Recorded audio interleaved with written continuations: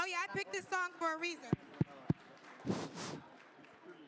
I didn't just sing that song for your entertainment, by the way.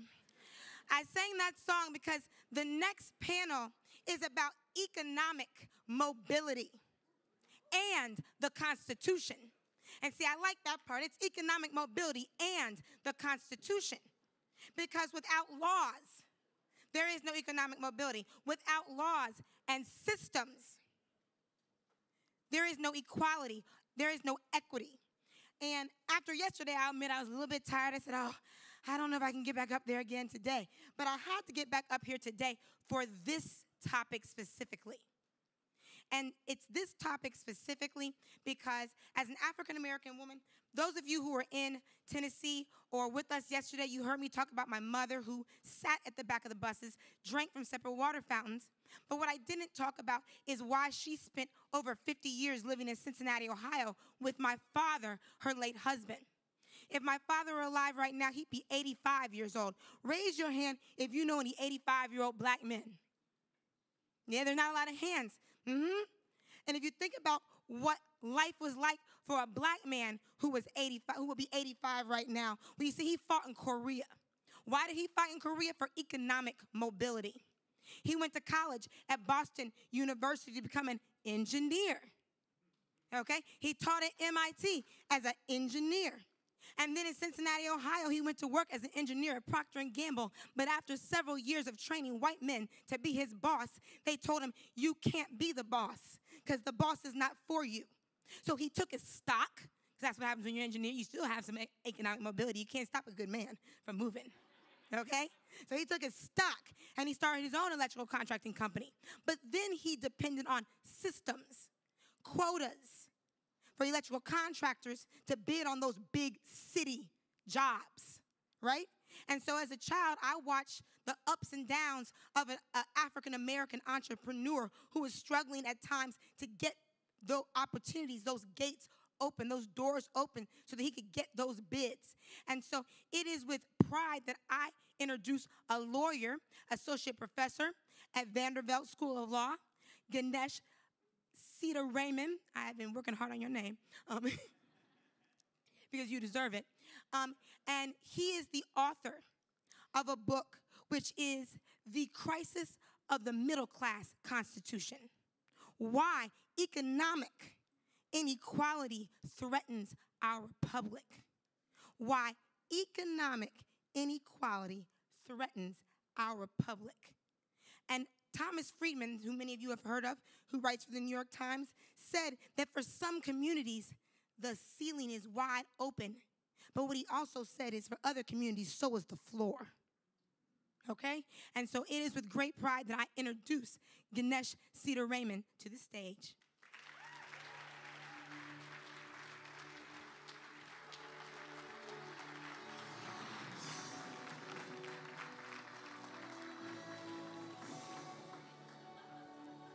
Thanks, everybody. As you said, I am a constitutional law professor, and I've promised Ravi and everyone that I won't call on you in class here, except for those of you sitting way in the back on your phones. It's fair game if you're on your phone.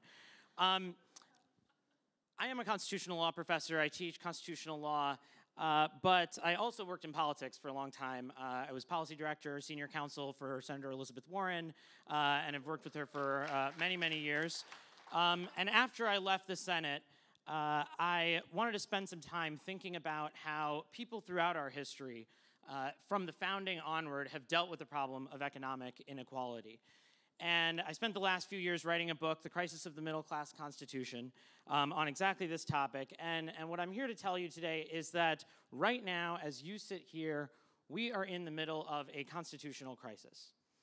And it's not the constitutional crisis of the president's violating the Emoluments Clause or the constitutional crisis of the obstruction of justice.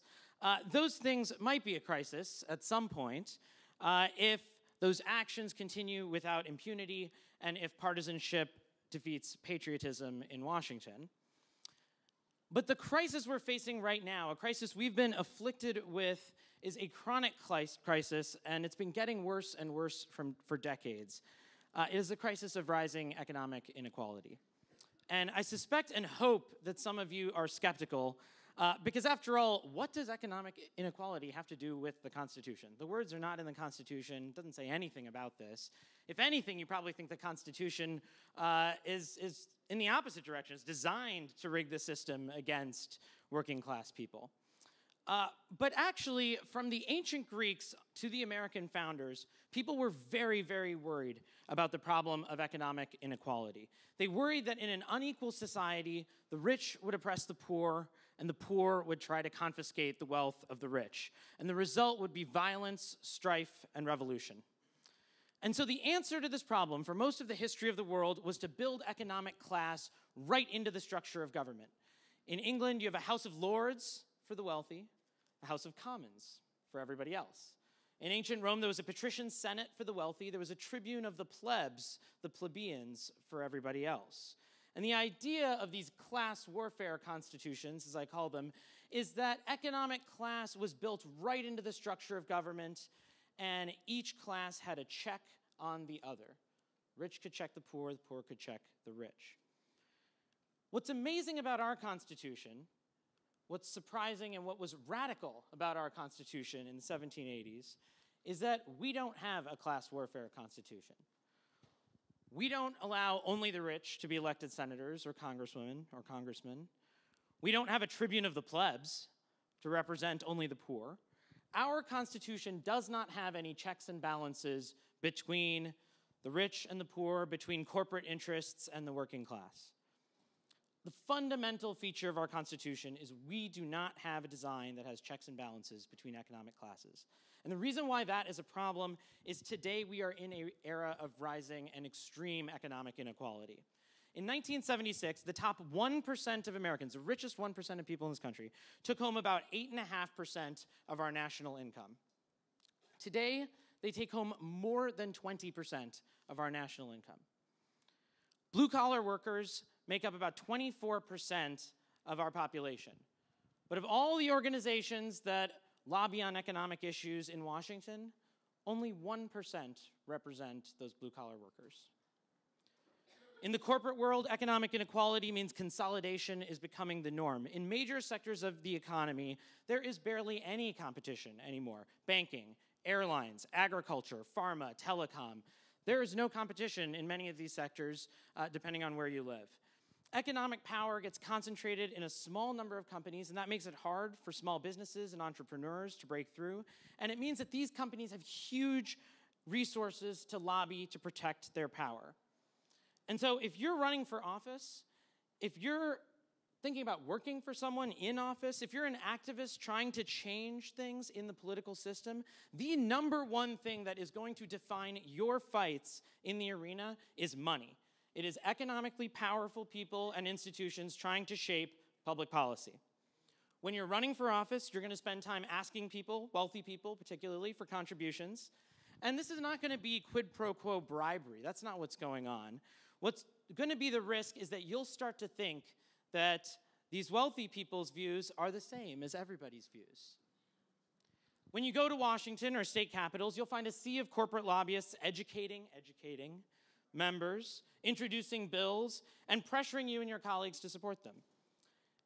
And if you try to get a firmer footing, maybe by going to a think tank to try to get information, what you'll find is that many of the same think tanks take money from these corporate interests as well, and unsurprisingly, they rarely challenge structures that privilege entrenched wealth and power. We call this oligarchy, plutocracy, aristocracy. Whatever it is, it's not a republic. It is not a representative democracy.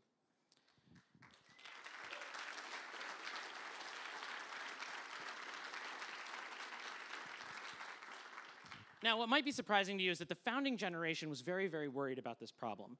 They worried that if the rich got too much power, they would pass laws to try to rig the system to benefit themselves. John Taylor, a senator from Virginia, said in 1814 that when the rich plunder the poor, it is slow and legal. Now, once the oligarchs take hold, the risk shifts. Over time, the people object to a system that is rigged against them, and they revolt. But this doesn't happen in some sort of anarchist uprising. It happens because the people look for a leader. You may have heard of the rapper and Broadway sensation Alexander Hamilton. I don't know if you know him. But before he was on the stage, he was a writer and an advocate. And in the very first of the Federalist Papers, he said that of those men who have overturned the liberties of republics, the greatest number have begun their career by paying an obsequious court to the people, commencing demagogues, and ending tyrants. Oligarchy, tyranny. That's what happens when you have an unequal republic. So what can we do about this? Is there any hope at all here? I think there is. And I think we have a model for how we think about action. And that model comes from about 100 years ago in the progressive era. During the first Gilded Age, populists and progressives confronted similar concentrations of economic and political power, and they responded by fighting. On the economic side, they fought to break up and tame the great concentrations of wealth. They created antitrust laws to break up big companies, public utility regulation to create fair standards in monopolies. They created minimum wage laws and maximum hours laws. They fought for a progressive income tax. That all emerged in that era, in the progressive era. On the political side, they fought to make sure that the wealthy could not infect public policy making through their lobbying and actions. They created the first campaign finance regulations, and they had the direct election of senators to give more power to the people. And they did this, and they justified all of these actions on constitutional grounds to save the republic. And they did it because, as Teddy Roosevelt said, there can be no political democracy without economic democracy.